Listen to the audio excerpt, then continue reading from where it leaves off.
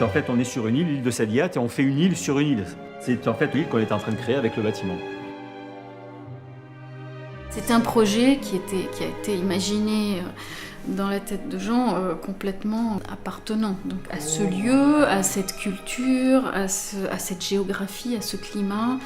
Et donc par rapport à cette inscription générale dans le site, il y avait cette première idée de faire quelque chose de très horizontal en contrepoint avec les autres volumétries qui étaient de part et d'autre, d'avoir un projet qui se posait sur l'eau, qui n'était pas le cas de notre site, donc on a un petit peu sculpté la rive, ce qui était tout à fait possible à cette époque, parce que de toute façon elle devait être refaite, pour faire entrer l'eau à l'intérieur.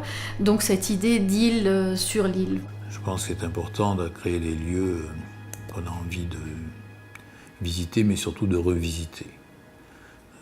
Des endroits où on se sent bien, des endroits où on a envie d'emmener les autres. C'est ça donc qui caractérise cette ambiance, qui est celle, pour moi, d'un nouveau lieu caractéristique d'Abu Dhabi, qui, autant qu'un bâtiment, est un quartier. Ce qu'on essaie de créer, c'est une forme de microclimat. Il y a la volonté de créer un très fort contraste entre la température extérieure et intérieure. La référence de base, c'est la ville arabe, c'est cet assemblage de cubes blancs de différentes échelles qui crée les rues que nous connaissons dans les médinas. Mais réinterprété à une autre échelle et réinterprété avec des techniques qui n'ont plus rien à voir. J'ai tout de suite plongé avec grand bonheur parce que j'avoue que je me sens bien dans cette architecture de Jean Nouvel qui à la fois mettre en correspondance et en dialogue une partie du bâtiment qui est dans une architecture qui est le reflet d'une tradition, sous un dôme d'une exceptionnelle modernité, tout en n'étant pas high-tech, mais en même temps une poésie avec la poésie de la lumière. À partir du moment où il y avait cette coupole sur le dessus, le quartier devenait une sorte de petit palais, en fait. Et le musée, pour moi, devenait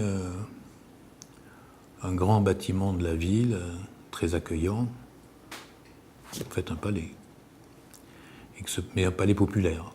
C'est toujours une grande émotion de voir les choses se construire comme ça, de voir autant de personnes s'affairer pour que cette première idée devienne une réalité pour un certain temps.